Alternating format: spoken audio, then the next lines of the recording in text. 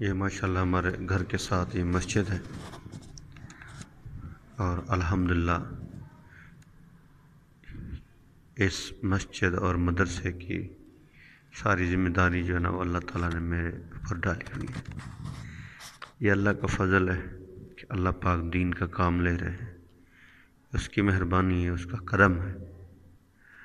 ہر انسان کسی کام میں لگا ہوا ہے، میں اللہ کا جتنا شکر ادا کروں اتنا کم ہے کہ اللہ تعالیٰ جو ہے نا مجھ سے دین کا کام لے رہے ہیں۔ یہ اس کی مہربانی ہے، اس کا کرم ہے، جس کو اللہ تعالیٰ اپنے دین کے لیے منتخب فرما دے۔ تو آپ سب سے گزارش ہے کہ میں آپ کے لیے دعائیں کرتا ہوں، آپ میرے لیے بھی دعا کریں۔ اللہ تعالیٰ ہمیں دنیا اور آخرت میں جو ہے نا کامیابیاں نصیب فرمائیں، اور جو ہماری پریشانیاں ہیں، تکلیفیں ہیں، مصیبتیں ہیں، وہ اللہ تعالیٰ دور فرمائیں، اور دین کے اندر جو رکاوٹ ڈالتے ہیں اللہ تعالیٰ ان کو ہدایت نصیب فرمائے، انہیں بھی اللہ تعالیٰ قبول فرمائے اس دین کے لیے۔ تو اس کے لیے آپ سے گزارش ہے، آپ سب دعا کیا کریں۔ اگر اس اللہ کے دین کے لیے اگر ہمارا تھوڑی سی اگر دعا لگ گئی تو ہم سرخرو ہو جائیں گے۔ صحابہ نے تو مال لگایا، جان لگایا، وقت لگایا، ایک ملک سے دوسرے ملک گئے، جنگلوں کا سفر کیا، پہاڑوں کا سفر کیا، اور پوری دنیا میں گئے۔